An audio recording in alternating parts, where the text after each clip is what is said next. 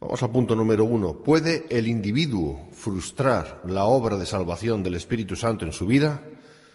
Salmo 115, versículo 3, dice: nuestro Dios está en los cielos, todo lo que quiso ha hecho. Todo lo que quiso ha hecho. Gloria a Dios.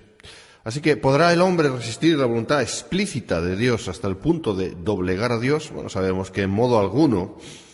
Pero si hablamos del destino eterno de un individuo, en este caso para salvación, bueno, si Dios ha elegido salvar a un hombre en concreto, ¿podría ese hombre no querer ser salvado hasta conseguirlo? Pues también sabemos que no, como la palabra nos lo enseña y veremos en un momento. Y sin embargo, hay quien dice que el bendito Espíritu de Dios, cuando comienza su obra de traer a una persona a Cristo, puede ser resistido y pueden ser frustrados sus propósitos de salvación. O sea que por un lado creen que Dios lo puede todo y por otro lado no lo creen.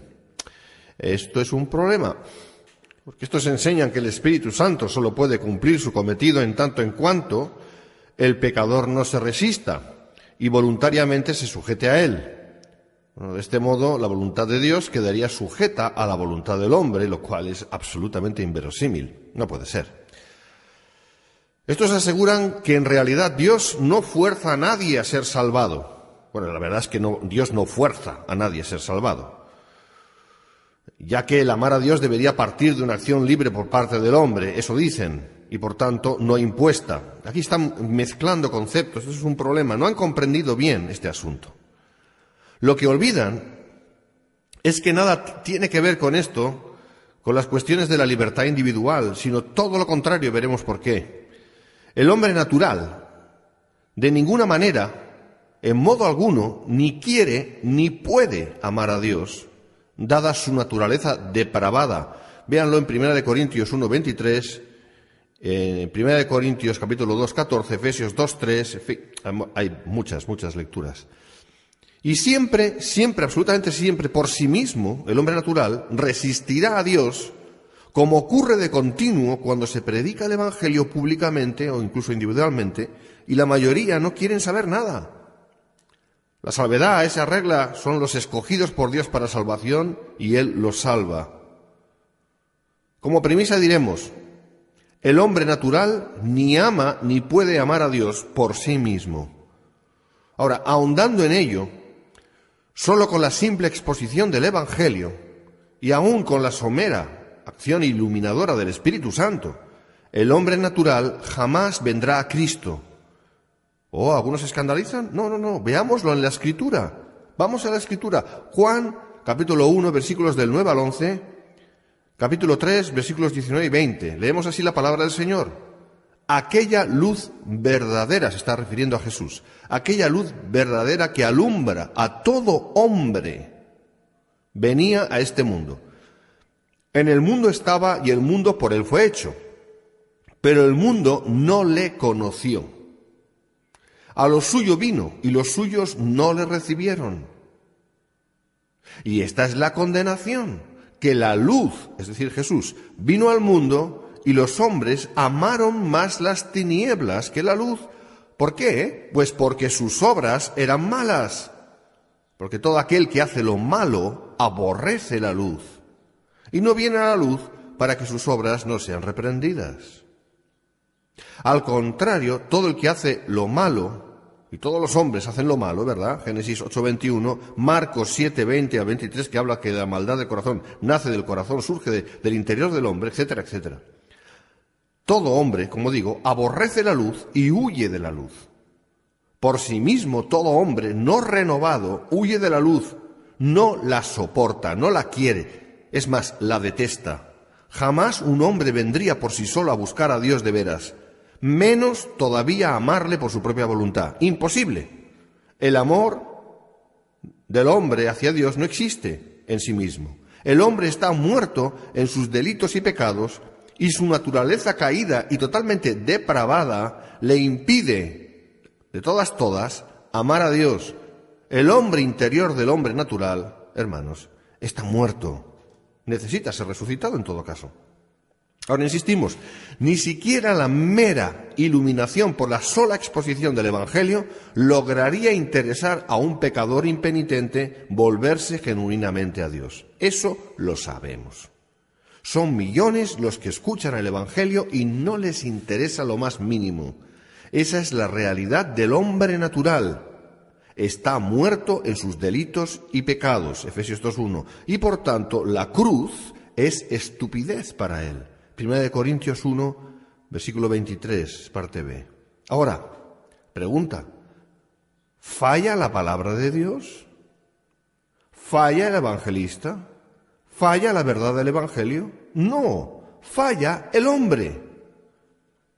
Si Dios no salvara a quien quiere salvar, escuchen bien, si eso no fuera iniciativa y obra de Dios, nadie, absolutamente nadie, sería salvo.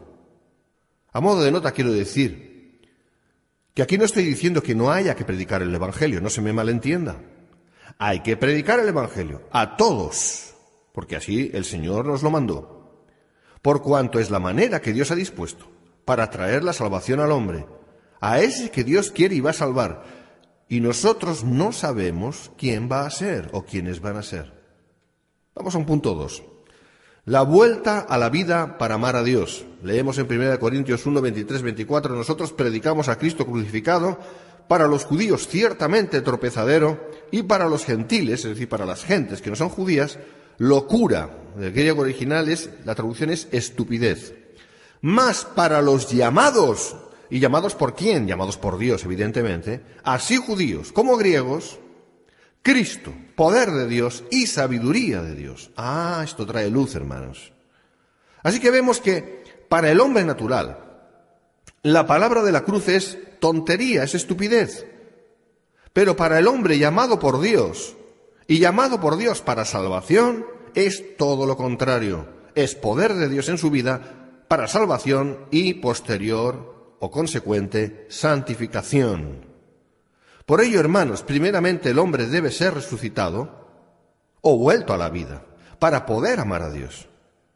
El apóstol Pablo lo explicó con mucha claridad a los cristianos de Éfeso, cuando dijo en Efesios 2, del 1 al 5, vamos a leer tranquilamente y viéndolo bien, y Él os dio vida a vosotros, cuando estabais muertos en vuestros delitos y pecados, en los cuales anduvisteis en otro tiempo, siguiendo la corriente de este mundo, conforme al príncipe de la potestad del aire, el espíritu que ahora opera en los hijos de desobediencia, entre los cuales también todos nosotros vivimos en otro tiempo, en los deseos de nuestra carne, haciendo la voluntad de la carne y de los pensamientos, y éramos por naturaleza hijos de ira, lo mismo que los demás. Escuchen ahora. Pero Dios, aquí hay un punto y aparte, pero Dios, que es rico en misericordia, no está hablando de justicia, está hablando de misericordia, por su gran amor con que nos amó, a quien amó se está dirigiendo a los efesios salvos, a los cristianos, por su gran amor con que nos amó desde antes de la fundación del mundo, dice en otra parte, aun estando nosotros muertos en pecados, o sea que nos amó estando muertos en pecados, nos dio vida juntamente con Cristo, porque por gracia sois salvos. Gloria a Dios. Hermanos, está muy claro, como verdaderos cristianos tenemos que decir que Dios está por nosotros, no contra nosotros. Está muy claro. Como verdaderos cristianos estábamos muertos, cumpliéndose así la maldición adámica, decretada por Dios contra Adán y su descendencia. Vean Génesis 2:17, donde Dios le promete que iba a morir si le desobedecía. Y 1 Corintios capítulo 15, versículo 22a, donde dice que todos mueren en Adán. Y no podíamos amar a Dios porque estábamos separados de Él y muertos espiritualmente, ya que nuestro hombre interior estaba muerto. De ahí que teníamos que nacer de nuevo. ¿Lo entienden? Pero Él, es decir, Dios, según nos escogió en Cristo antes de la fundación del mundo, para que fuésemos santos y sin mancha delante de Él, nos predestinó para ser adoptados hijos suyos por medio de Jesucristo, según el simple y puro afecto de su voluntad, es decir, según quiso. Efesios 1, 4, 5. Y por ello nos dio vida juntamente con Cristo. Por eso dice la palabra, por gracia sois salvos. Efesios 2:5, y también lo dice en Efesios 2:8, por gracia sois salvos por medio de la fe. Ahora, una vez vueltos a la vida y disfrutando de esa inmerecida gracia irresistible del Espíritu Santo, amamos a Dios. Porque ese es el sentido de nuestra vida. Por eso fuimos creados, para amarle y conocerle. Pero para eso teníamos que ser renacidos, porque estábamos antes muertos. Fuimos creados para amarle y conocerle, porque Cristo vino a buscar lo que se había perdido, es decir, todos los que ahora somos salvos y serán salvos. Mateo 18:11. Ese amor a Dios es absolutamente genuino y es característica de un verdadero renacido de Dios, porque es el amor de Dios en él. No me elegisteis vosotros a mí, sino que yo os elegí a vosotros. Juan 15:16. El Espíritu Santo, hermanos, es el encargado de convencer. Juan 16:8. Cuando el Espíritu Santo actúa convenciendo al pecador, su poder, su gracia es irresistible, porque es el mismo amor del Padre derramado en el recién nacido, Juan 3:3.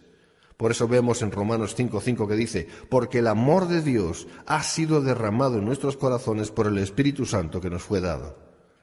Su llamamiento no puede ser frustrado por nada ni por nadie, y así como cuando uno mete la mano en el fuego y se quema sin remedio, así mismo actúa el Espíritu de Dios, no quemando, sino salvando, convenciendo al pecador y llevándolo al Salvador. Cuando el Padre lo quiere, el Espíritu Santo actúa con gracia irresistible, nos vuelve a la vida, y cuando estamos en la vida, ¿quién no va a amar a Dios? Aleluya. De ese modo, aquella persona que Dios quiere salvar, la salvará, porque para eso Dios es Dios, hace lo que quiere y por eso lo ha dejado escrito en su palabra. Todo lo que el Padre me da vendrá a mí, y al que a mí viene no le echo fuera. Juan 6:37. Ninguno puede venir a mí, dice ninguno, si el Padre que me envió no le trajere, y yo le resucitaré en el día postrero. Fíjense que dice si el Padre, no es que la persona puede ir a Dios, la persona por sí misma no puede ir a Dios por todo lo que hemos explicado. Es si el Padre que me envió no le trajere, entonces sí, y le resucitaré en el día postrero. Juan 6:45, escrito está en los profetas, y serán todos enseñados por Dios. Así que todo aquel que oyó al Padre y aprendió de él, viene a mí. Gloria a Dios. Y Gálatas 1:15, pero cuando agradó a Dios, que me apartó desde el vientre de mi madre y me llamó por su gracia, no solamente al ministerio, sino previamente a la salvación. Eso en la vida de Pablo. Pablo resistió al testimonio de los creyentes hasta el punto de enviarles a la muerte, hasta que Cristo le tocó de tal manera que su respuesta inmediata fue, ¿qué quieres que yo haga? Hechos 9:6. Si Pablo, contumaz como era, fue tumbado de tal manera, ¿qué no podrá hacer Dios con aquel que quiere salvar? Hermanos, esto en términos teológicos se llama la gracia irresistible de Dios. ¿Y por qué se llama así? Porque nadie la puede resistir. Dios no deja a la libertad que no existe realmente, del hombre, su salvación, a un libre albedrío que realmente no existe, porque el hombre no es libre, no tiene libre albedrío, porque su tendencia siempre es hacer el mal, y si su tendencia es siempre hacer el mal, entonces no tiene libertad verdadera. El hombre no puede oponerse a la voluntad de Dios, cuando esa voluntad de Dios es absolutamente explícita, determinativa, tal y como hemos explicado. Ya para ir terminando, punto 3, de Dios es la salvación. Leemos de nuevo en Juan 6:44-45. Ninguno puede venir a mí si el Padre que me envió no le trajere, y yo le resucitaré en el día postrero. Escrito está en los profetas, y serán todos enseñados por Dios. Así que todo aquel que oyó al Padre y aprendió de él, viene a mí. Bueno, diremos que solamente pueden venir a Cristo aquellos que el Padre les lleva a Cristo. Esto excluye a los que excluye. Estos elegidos incondicionalmente, ya que son elegidos por Dios según el puro afecto de su voluntad, Efesios 1:5, son los enseñados por Dios. Como está escrito en Jeremías 31, del 31 al 34, y también está escrito en Hebreos 8, del 8 al 12. Esto significa que tienen el Espíritu Santo y la unción del Santo, y por eso conocen todas las cosas. 1 de Juan 2:20. Esto último a diferencia de aquellos que salieron de nosotros, pero no eran de nosotros. No es que no llegaron a ser de nosotros o no fueron de nosotros, sino que jamás fueron de nosotros. Y dice la palabra que son anticristos. Eso lo vemos en 1 de Juan 2, 18, 19. Así que Dios conoce a los que son suyos. Amén. Soli Deo Gloria. Dios les bendiga, hermanos.